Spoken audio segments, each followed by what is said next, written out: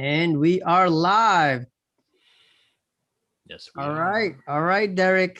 Derrick, What's we going turned on? 18 today. We We're are legal. adults. We're We're legal. legal. Legal now. So everyone, welcome to the Risk Reward Show presented by Risk Reward Media.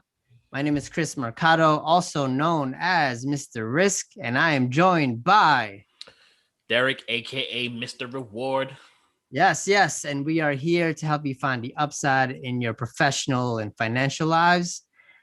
So make sure you follow, like, and comment this episode, but also our channel on YouTube. And you can catch us on Instagram and Twitter, and now Spotify as well. Thank you very much. So today, we're actually going to delve into a topic that is near and dear to us. So this is going to be an episode that can get quite personal for both Derrick and myself. And it's going to be on the experience of being first generation. So typically, this is as a first generation college student, but we could also expand upon it as like a first generation immigrant, maybe even a first generation business owner. So I'm really excited that we get to tackle sort of that experience. And also, we're doing that to tie it into In the Heights, which is a movie coming out this week that we'll give you a preview of. Although we at GrantAnswers, we already gave you all a little sneak peek into the cast and the storylines last month. But yeah, we look forward to engaging with you all in terms of your own first generation experiences. But before we do, like we do on all of our episodes, we start with a weekly rewind. So Derrick, I know a lot has happened. What is first on your list for the weekly rewind? So there has been, like you just said, there has been so much things that have happened within the past like 7 days. Some honorable mentions I will say is Amazon Sidewalk. They're basically going to be hacking into your Wi-Fi and being able to share that with everybody. And if you have an Echo or any type of Amazon device, you literally have one day to make sure that that doesn't happen. Another big thing that I'm very happy for is that President of El Salvador has said he's going to make sure Bitcoin becomes legal tender in that country. This is one of the first countries that have brought on the Bitcoin. I know Venezuela was in the talks of that before, but this president in El Salvador is pretty serious. And if you look at his so something that's very big for anybody that's like in crypto is like these laser eyes, and he's one of the first people, well, the first presidents that have like those the laser eyes. So that's like pretty funny. But for me, my big rewind for this week was the fight that happened on Sunday. I didn't see the full thing. I wasn't staying up that late, but Floyd Mayweather fought Logan Paul. The fight itself, Floyd and from watching what I did watch, Floyd won. But the fact that he made 100 million in 24 minutes just blows my mind. Uh, he literally took just for him to show up. I think they paid him about, I think like 50 is it was either 10 or the 15 million, and then he took 50% of the pay per view, which is crazy. And Logan Paul, I think, took like a fraction of that. But the fact that Floyd Mayweather is he's in his 40s, he literally made more money than Jordan in 1 minute, in one night. So I mean, for him, I mean, people can talk about him being like a bad guy. He's this, he's that, but he's a businessman, and I have to give him his kudos for on that one. So he called it I was watching a press conferences. He called it a legalized bank robbery or bank heist. Uh, and I laughed at that one. And then he also said something where he's like my kids can't eat legacy. Mm. So what is, and there's a lot of things not to like about Floyd, which and I'm in that camp where I'm not a huge fan with some of the things that he does outside of the ring. Um, but when he changed his nickname to from Pretty Boy Floyd to Money Mayweather, he really meant it. And that is someone, and I'm not someone who's like, oh, if you just speak it into existence. You cannot speak things just to existence. You have to execute it. And what he has done is execute it. But he's also upfront with like why he's into certain things. It is all about the money for him. And the one thing that I can respect is that he's not trying to hide it. Yeah. He let everybody know, if you don't like it, that's on you. But he made it clear.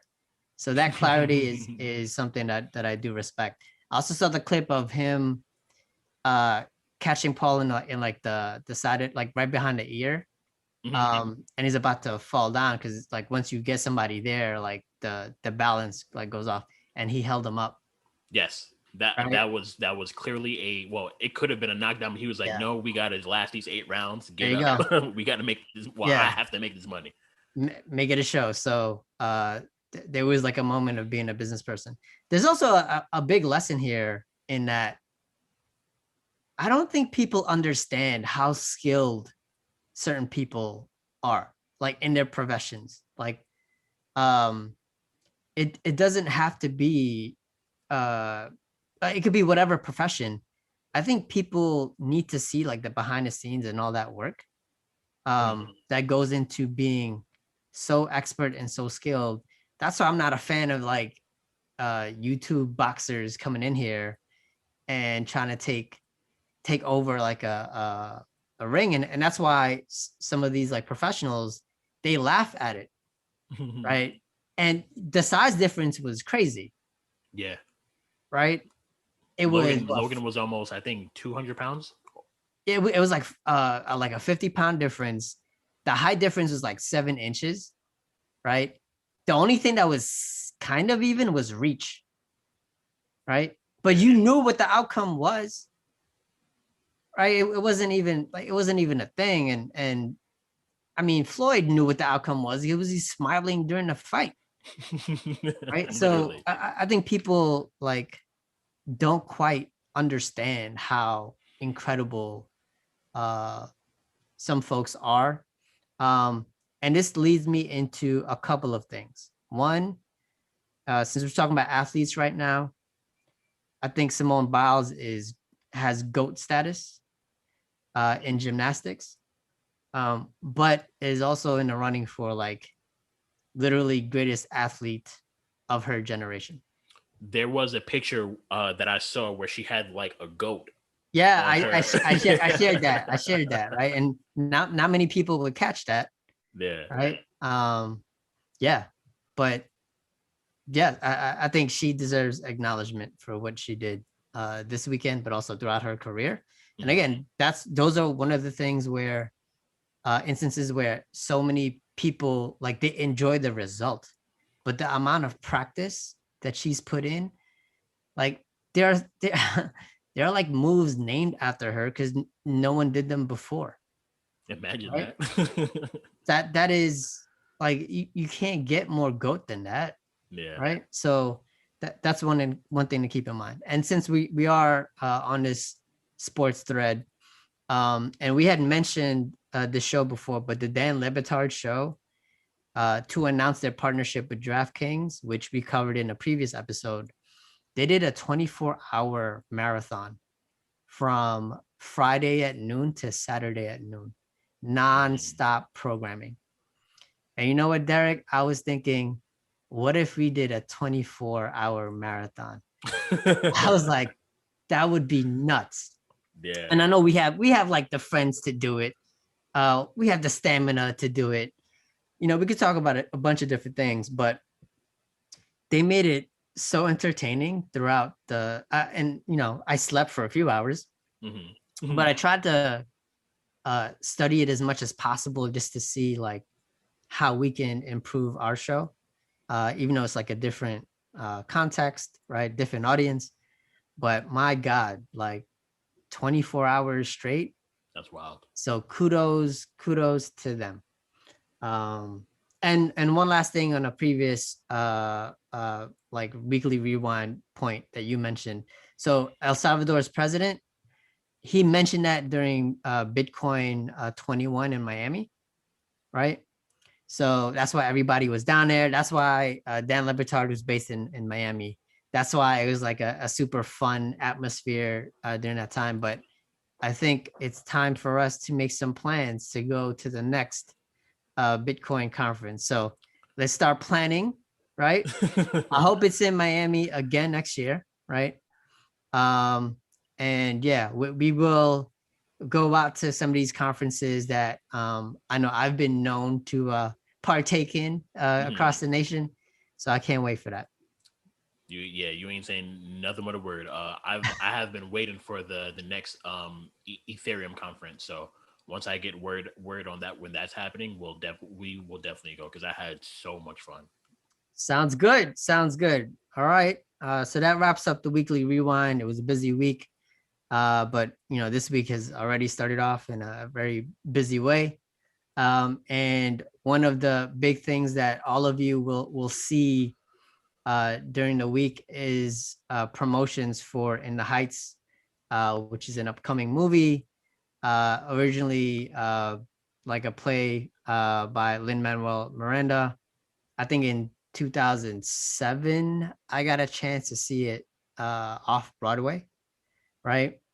I'm a fan of it.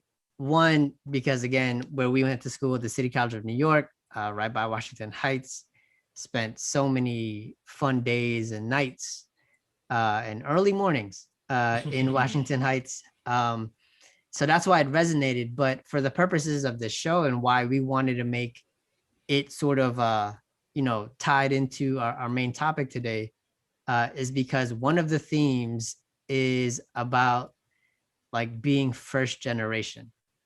And I think that, we've worked with a lot of first generation folks, and I'm specifically referring to first generation college students.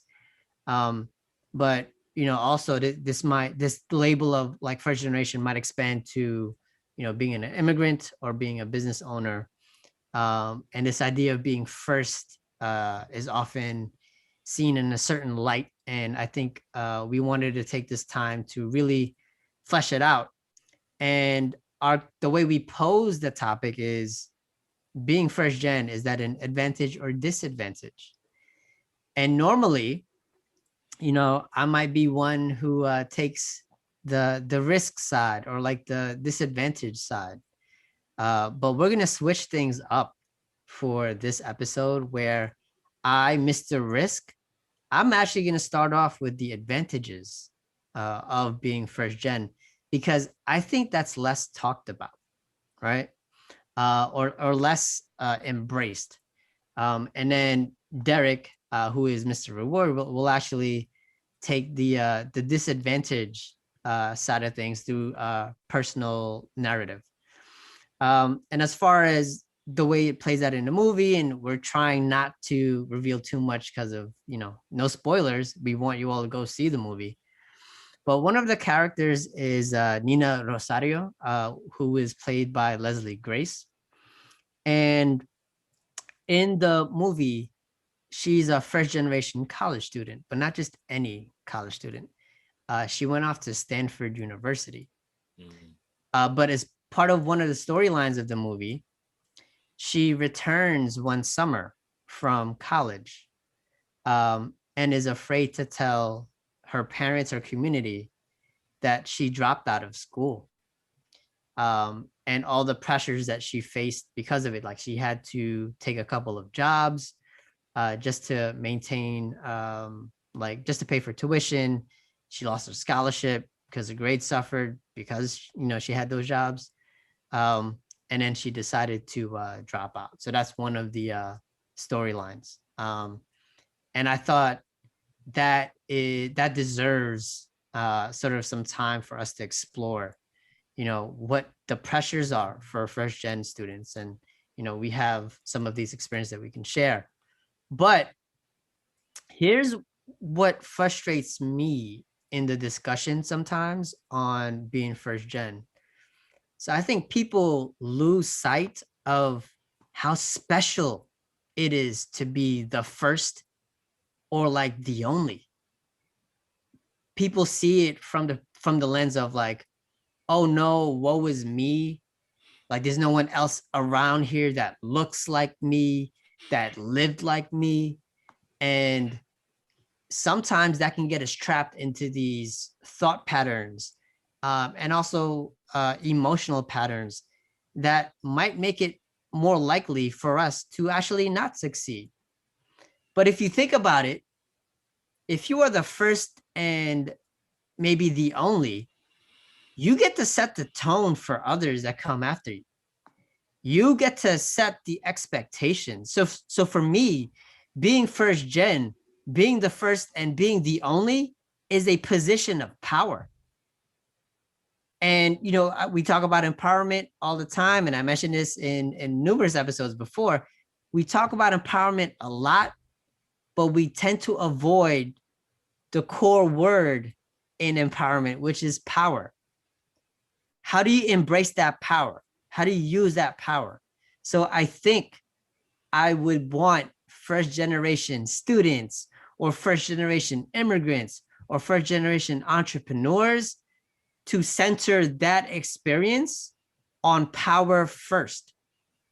And from there, I think so many benefits can arise if you center your first generation experience in power. Two, the second point I want to make is, yes, if you are the first and only and those around you can't like relate to you, those others might have a lot of myths about you and maybe how your communities like live, act, and that might be overwhelming. You might perceive those as slights, and rightfully so, right? When we talk about microaggressions, in large part, uh, it's rooted in these like myths that are not based on facts. And for me, if you are the first and only in a space, you get to dispel these myths, and from that is a source of power. Now, I also acknowledge that this is also work that can be exhausting. Having to explain heritage and traditions um, over and over again to folks who may not even be genuinely interested in getting to know you, right? But this, like this country, this society is made better by us as first generation folks dispelling those myths. And when you do that, again, you can derive a sense of power that really, really like nourishes you and could be inspirational to other members of your community. So I wanted to set this tone again, starting off, and Mr. Risk here taking the like the reward side of things, right? Taking the advantages of like being first gen. Like I really wanted to center it on power because again, being first generation, being the first or being the only is a position of power. That's What a what that's a say hard you, Derrick? that's a hard follow up. What I will say to start off with is that I do agree with you that being the first is really a position of power, and I'm on the side of that. You should be the first in your family to do like anything new, whether it be going to college, starting your own business, or anything. I feel like there is plenty of power that comes with that, and you should work towards changing that mold. I can only speak in my experience and what I've been through. So I'll kind of just lay out those not risks, but things that you should be mindful of as you're kind of going through, being the first in your own family. So for me, I was the first in my family to in my like close family to really complete college. So with that being said, I really didn't have anybody to talk to in terms of like, well, within my family on like, hey, what should I expect when I go there? Like, what's your, how has that been for you? And for me to get that info, it was like pretty hard. So I had to really go outside of myself and find people that, weren't close to me and just kind of ask people like, hey, like, what's this like? I went to every like webinar that the city college had in terms of like what you should expect when going to school. Just going to the campus, finding people to talk to. I think that was something that helped out like a bunch. Um, when it comes to me starting my own business, that was the hardest thing ever because I feel like whenever you want to ask somebody something, you feel you're gonna ask people who you feel most you know just like com- comfortable with. So the fact that I couldn't ask my friends or family, I'm like, damn, like who do I go to? And then you kind of get stuck in your own head in terms of like not going out to ask people. So that lack of info and being the first is something that you should know that will happen. So uh, to really kind of counter that, you should get comfortable with getting out there, just asking people, learning on YouTube and stuff like that. But that's one way that I kind of counter that. Another thing that comes along with being the first is like in the movie, pressure is real. Whether it's good or bad for you, it's going to be something that's there. The fact that I'm going to school, I'm getting my bachelor's, I'm starting my own business. My family's looking at me as like, okay, you're taking us out of not the hole, but you're taking us to like that next level, so we expect you to kind of be the breadwinner in some sense. So for me being what 20, 22, 23, I have no idea what that type of a responsibility is. So that was a lot of pressure on me in terms of how do I figure this out? Like how do I make sure that I'm there to, lift up everybody with me? And one of the lessons that I did learn is that you can't take everybody with you. Um, as I'm going through this journey of going through school and starting my own the business, my circle of friends shrunk. So don't feel alarmed or bad that you're going to lose friends because that will happen. Basically, you're going to be focused on this and they're going to be focused on that. They're going to want to, like for me, it was like a bunch of people that I was like, I could always chill with. Still to this day, I still consider them as friends, but I just don't chill with them as much as like I used to. So that definitely changed for me. And for me, it was like kind of weird at first from, close family. Not being teased, but they're like, oh, Derrick is, doing this, he's doing that. He's not worried about us right now. And at first you're like, damn, like, why you gotta like say it like that? like, I'm just trying to do better. But as that comes your way, don't let it really, like hurt you. Just know that in like the long run, something that I've seen is that as I'm, hitting like these goals of mine, and like they're seeing the actual results, they're like, oh, like he knows what he's doing. Um, and then what you find out happens is that you inspire everybody that's like around you. So I think that's something positive that comes out of that. But that lack of the initial support and that pressure is something that is going to happen first. And something that you mentioned earlier of people having like that feeling of guilt of like, why am I here, and knowing that I'm the only person of color. At first, I'm not gonna lie, I was weird. Like it felt weird for me to be the only black person in like a room full of white people. Now I use that to my advantage, and I love it because now they're looking at me as if um I feel like they look at me as if I have something to like say and or do, but I kind of flip it on them. I'm like, that I'm the only person of color here, so what can you do for me? So it's something that takes time to kind of do because you have to get used to that like feeling, but that initial feeling of guilt, and that's when that uh imposter syndrome comes from, because you don't feel like should be there. But I just want you all to know that I mean, I like can't tell you to not feel that like that way, but just don't let that feeling stick with you, because you did the hard work, you did whatever you needed to do, and you got there, so you deserve that spot. But those were my initial, risks that do come with being the first of anything, whether it be a first, the first gen college student, the first gen, business, owner. But it's hard to find that info. You'll definitely get that pressure, as well as that lack of support from friends and family, and you will definitely feel that guilt because you feel as if you're doing so well, but your friends and family are not. So that's something everybody should be mindful of as they kind of go through this journey. Yeah, and that sense of guilt is highlighted in the movie through Nina Rosario's character.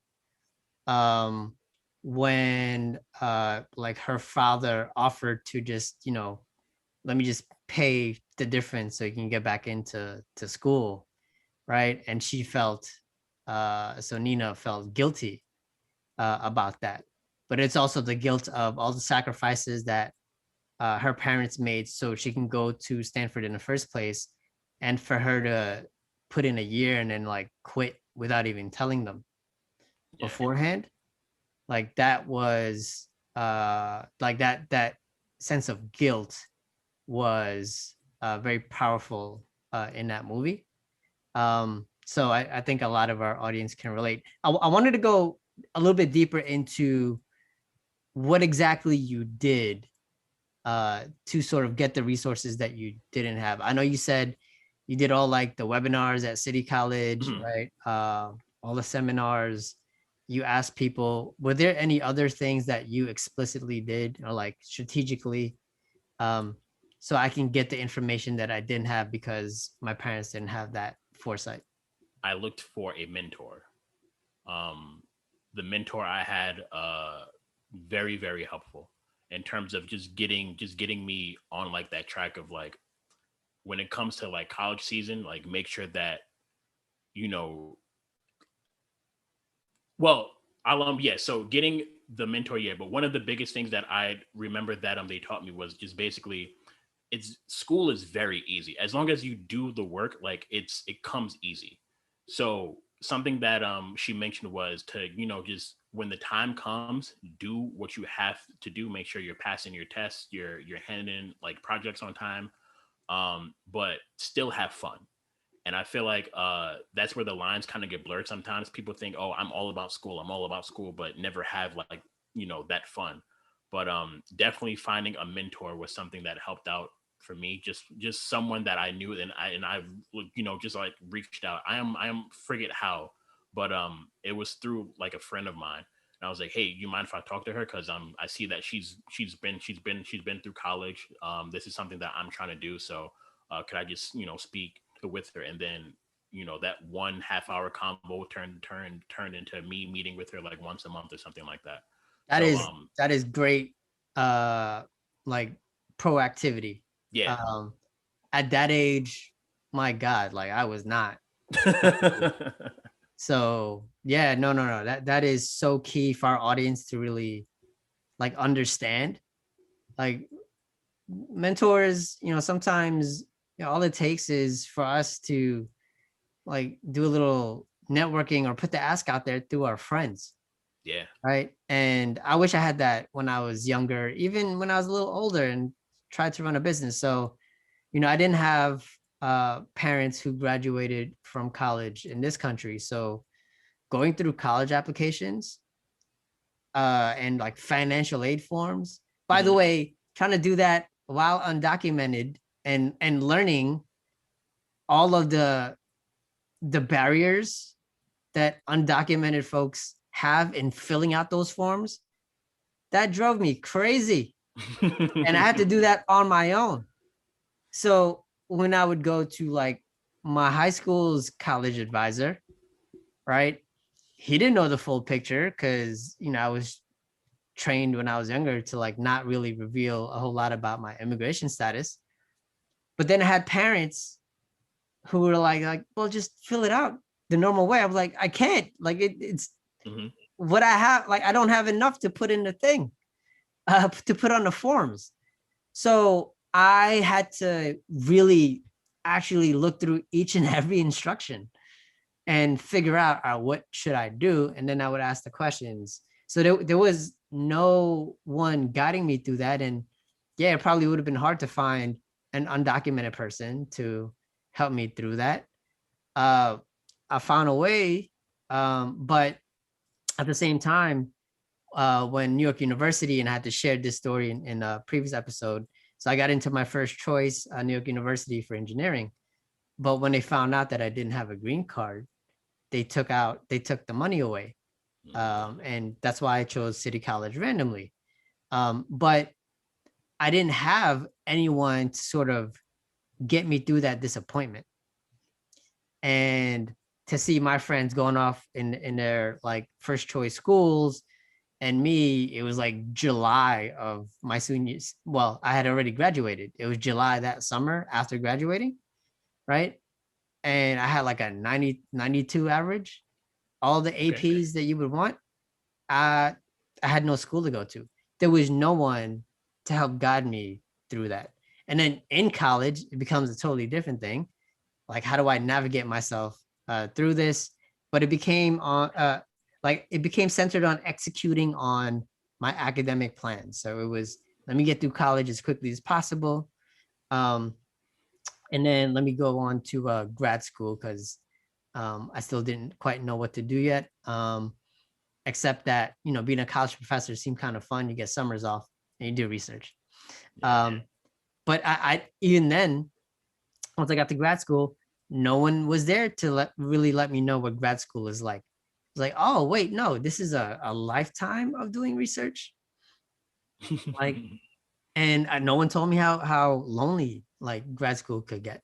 And again, I had to face that undocumented status barrier. So when CUNY Graduate Center gave me a living stipend, free tuition, but they took the stipend away.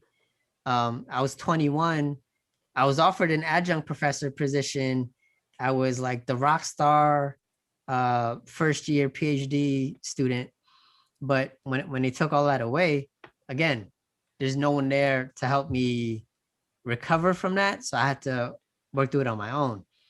So the powerful thing here is, though, in my having to learn all of those steps, in my learning to cope, I ended up using that to help students in my early career experience.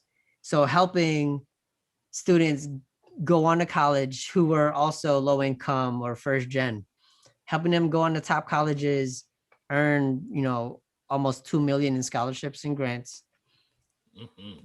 That became my specialty because I went through that process.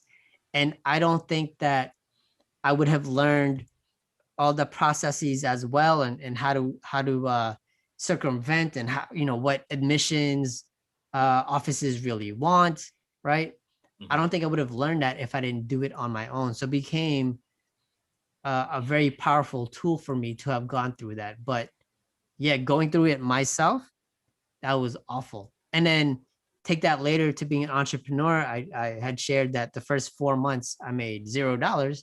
Of course, because there were no entrepreneurs in my family that I could like tap into and get that expertise. So again, I had to do the learning on my own. And then a couple of years later, I'm either judging or advising. Like, I'm an advisor on a startup now. And like, I think that experience, going back to my original point, being the first and the only is a powerful experience, because it forces you to acquire and develop new skills and also new perspectives that literally shatter expectations that you might have had, that your family or your community might have had, so that you can go on and achieve success for yourself, but also inspire others. And that is why being the first and being the only, for me, will always be centered on power.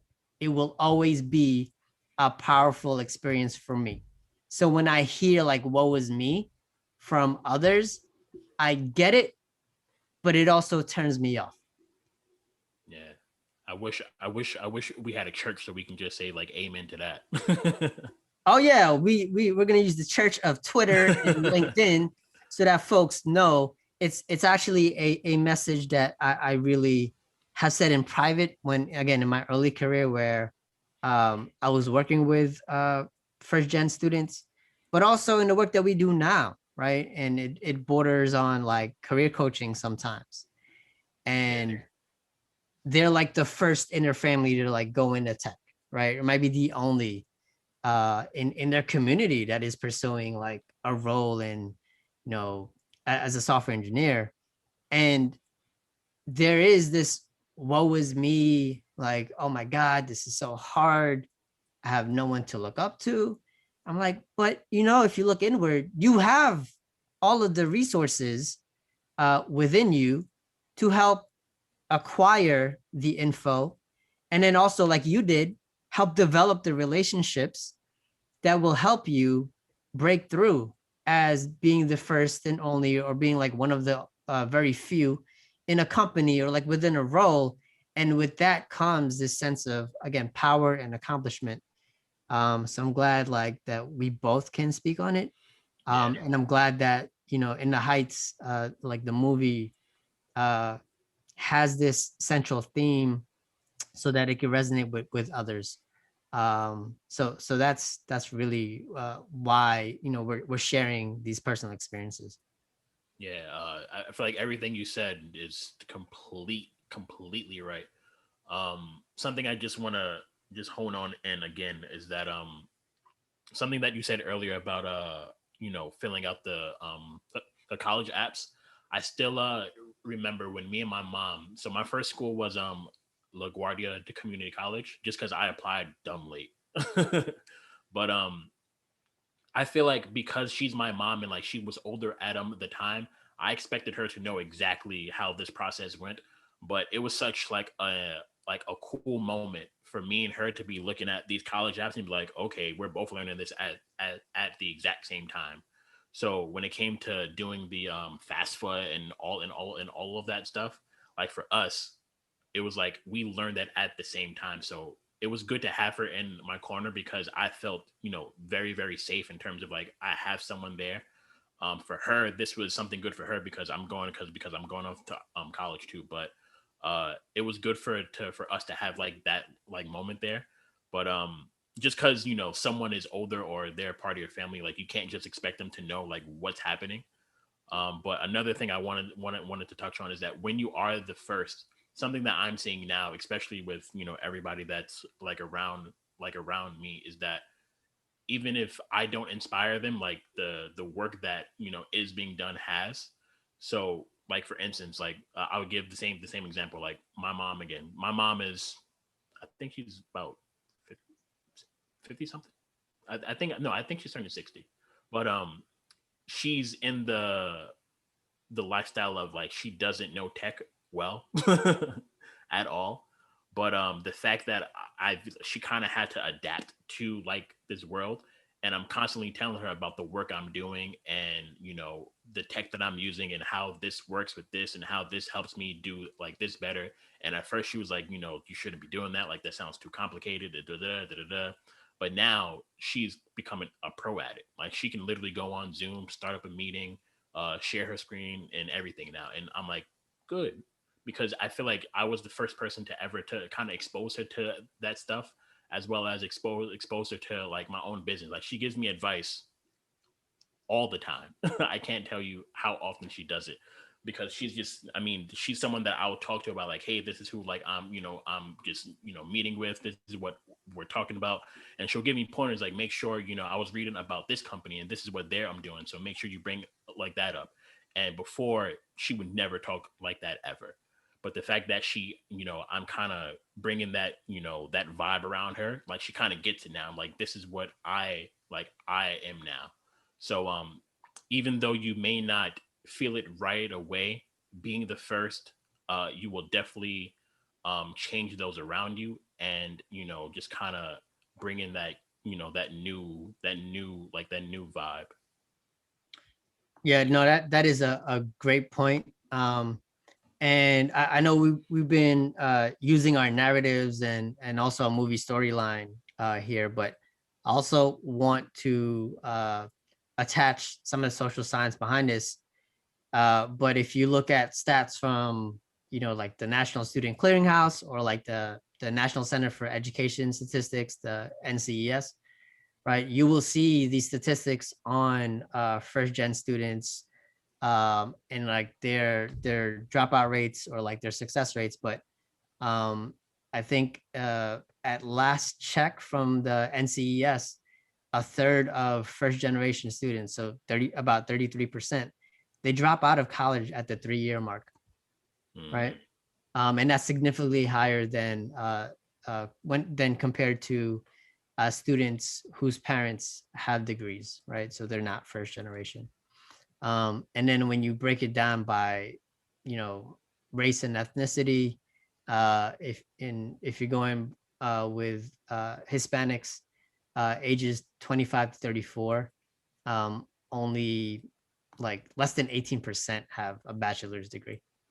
Um, and so I think that when we combine these narratives and also these statistics, um, it leads us to some questions in terms of what kind of support are folks getting, and that's actually the transition to our open office hours, right? So the questions that we got surrounding our main topic are: one, how can educational institutions better help first generation students? What are your thoughts on that, Derrick? For me, I would definitely say what these institutions can do, like I said before, what has worked for me is setting up their students with mentors. I know it's something that sounds easy, but I know from my experience on like setting that up, it's like pretty hard. But what I will say is that you do have, I guess, like a generation of workers now who are really about like that paid forward. Like they really have like that type of mindset. But being able to kind of talk to someone who's taking like this, who's been in the same major as you, I think that's like helpful. To talk to someone who's working in the same job that you may want to work in is very helpful. Um, I mean, that's one of the ways. I mean, when it comes to colleges, I don't see them setting up with mentors as much. I know they do have sessions where past graduates would just kind of just like come back and go to classes. But I think as you're beginning this journey, like you definitely need someone to talk to, whether it be every 2 weeks or every month, just so you can kind of make sure that you're staying on like that right path. But I think that's one of the earlier steps that colleges could start doing. I do see it a lot in like these other boot camps and stuff like that, and especially with the work that we do. I think for us it's very important that we show out, like we intro our students to people that are in like these tech fields that they want to be in. So that's a great point, and I'll add on to that a bit later. But I think my first recommendation is, I think all organizations, so not just educational institutions, but also companies, right, might want to collect data from, again, either their students or their employees or participants, in terms of like their first generation status. So what's important here is that you label them, but you don't peg them as only first generation, right? So you want that as part of their like demographic, just like you collect info on gender and race. I think you should. I think organizations, companies, educational institutions should also collect first gen status. That uh, that way you know that they are part of this specific population that may need different resources or additional resources. So it's hard to do that if you just put like a generic initiative out, right? And then you get like, all right, everybody who's first gen, come through to this meeting or come join this group. Like that's fine. But I think sometimes there's an individual outreach that is needed here.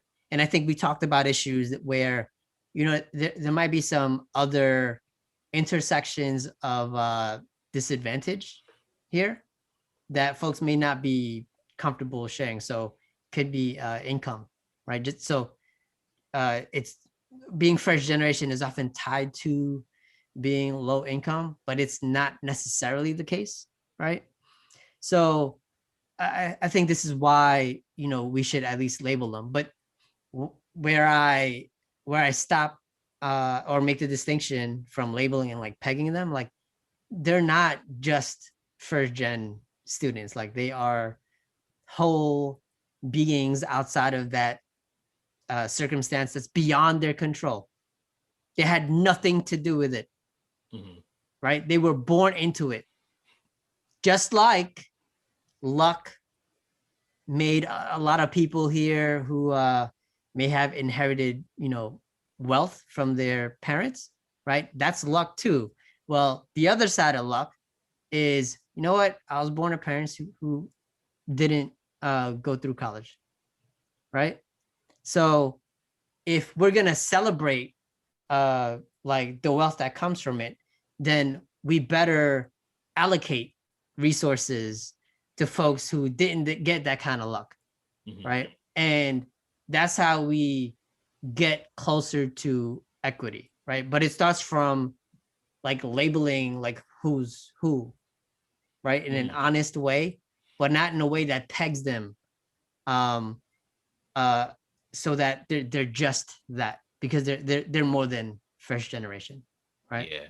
And then once you label them, then assign resources that might be specific to them, and make sure you involve first generation folks in that process so that they can get the resources that they need. And then the organization, whether or not it's the school or the company, can use their relationships, can leverage their partnerships to bring in those resources.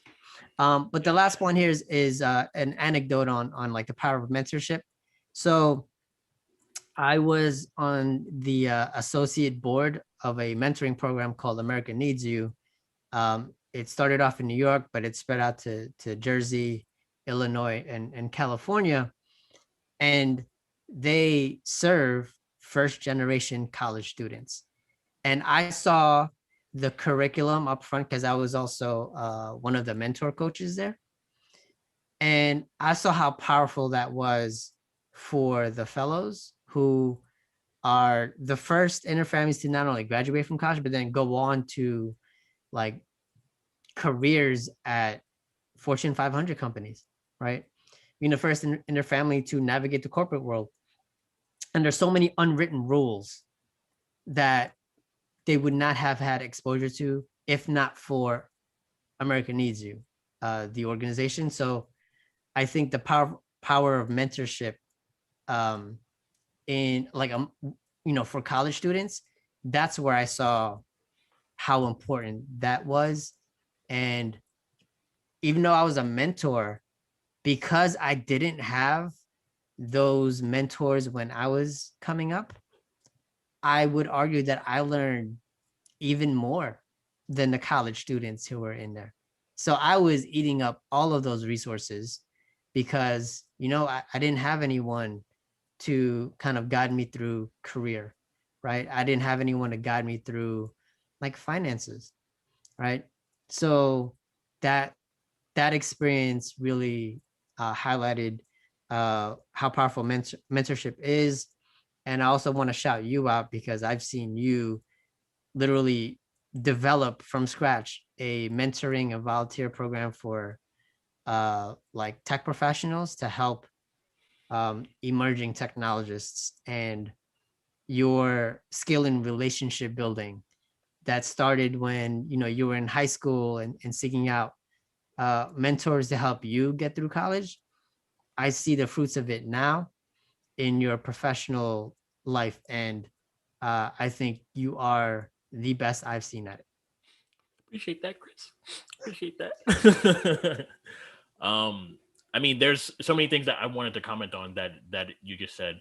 I know you said how companies should start to like label first gen students. The thing is that I just don't trust companies. I think they'll find a way to kind of make it bad or just put like a stain on it. But I will say that the bigger companies, they do have their employee it's EAP, so employee assistance programs, to where they do offer resources like that. Not all companies have it, and not all employees take advantage of it. I think for anybody who's new to a job, you should definitely ask about, does this company have EAP or employee assistance program? Because that will definitely give you all of the resources that you do need in terms of like, how do I manage my money? How do I need to, like, where can I go to find like the mental health services and stuff like that? And I think all of that is very, very useful. Yeah, it's just that I just don't trust companies to effectively use that label as a first gen. I mean, some I feel like will, but not all of them. So hopefully, you as that new employee, like, you start to look for those resources within the company that can be used to kind of get you through that hump. There was something else I wanted to comment on that you said, but I'm blanking right now. All right. While you're blanking, I'm going to follow up on that point. Fine. Yeah. Totally understand. You may not trust companies to collect this info on whether, folks are first generation or not. You don't know what they're going to do with the data. So I'm going to put my CEO GrantAnswers hat on, right? A B2B data strategy consulting firm. So here's what I would do if I was a company, right? So this is free advice. Although if you want some more details, you can feel free to hire us. Just a preview. Yeah. So if I'm going to put out a job description, right? And on the job application, I'm going to put as an optional field, right? Are you a first generation college graduate, right? And I would have an explainer that says, we ask because we have employee resource groups or business affinity groups like first gens or, Hispanics in tech or like Latinos in tech. Like, I would list all of the ERGs on that job application as well. Like, which ones would you be interested in? Because there would be some like linkages there, right? But the context here is that, one, it's optional, but two, it lets any job seeker know that this company is aware enough to ask. And if you're aware enough to ask, one can conclude, or one might be able to infer that they kind of care about it, at least a little bit, right? So I have that on the form. I have the ERGs on the form. And let's say, that person who filled out the form was like, click first gen, and then maybe clicked wanting to be in the LGBTQIA group of a company, right?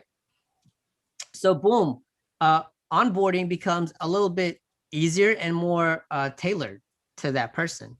Maybe they get an outreach from someone from that employee resource group to welcome them to the company. And then maybe they get instant alerts for, hey, we're having a get together that's centered on, first gen graduate employees of the company, right? So that way your recruitment process, right, is aligned with your diversity, equity, and inclusion initiatives, right? It's also aligned with onboarding. So this becomes a lot more seamless. And the more you do that, right, the more effective this process is, the better buzz you'll get amongst first gen job seekers, and all those like affinity group job seekers, which therefore enhances sort of your status as a company that actually cares about diversity, equity, and inclusion. So you don't have to pay gazillions of dollars, with ads that supposedly say you care, right? Or you don't have to bury your awful stats on DEI in small print, or like not even have it out. You just hide, certain figures. That way, again, if folks are serious about this, it ain't that hard, right? It started off with a form, right? It started off with a human being that might be part of an affinity group to reach out to a prospective candidate or someone who just took the job. Like it does not have to be that hard. So for me, yes, it might be difficult to trust that first, but hey, this is where like we come in as thought leaders in the space to help make changes in companies and within industries, so that this doesn't have to feel so daunting.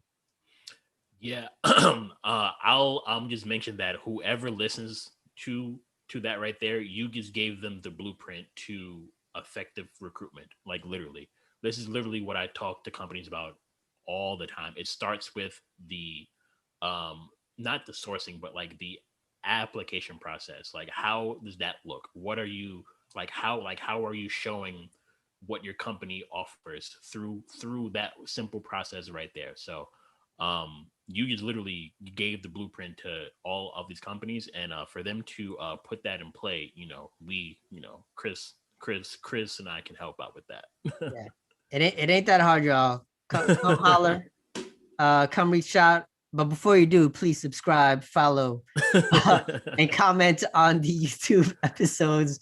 That's the process first. Yes. It's part of the process. So I'm glad we got a chance to delve into, again, not just our experiences on the first gen side, but also offer up some advice for institutions. So I think this is a good time to start wrapping up, and we do that every episode with our right move for right now.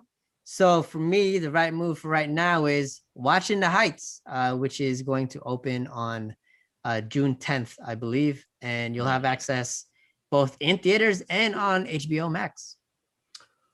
Right move right now for me, I would say I can't find my Bitcoin, but Bitcoin is always my number one thing. But the stock market is back, baby. Stock market is back. Yeah, I put on some options positions last week. Mm-hmm. 10K over 3 days isn't bad. There you go. I've done so. I caught myself lacking in terms of not doing like reading up on companies and stuff like that. So last week I really did like a deep dive on like 3 or 4 companies. And out of those 4, I chose 2, and the 2 that I put some money into, they all just shot up. So I think this is the time for people to start to do their D&D, their due diligence. Diligence, yes. So I have seen some movement into the growth stocks that got pummeled let's say several weeks ago.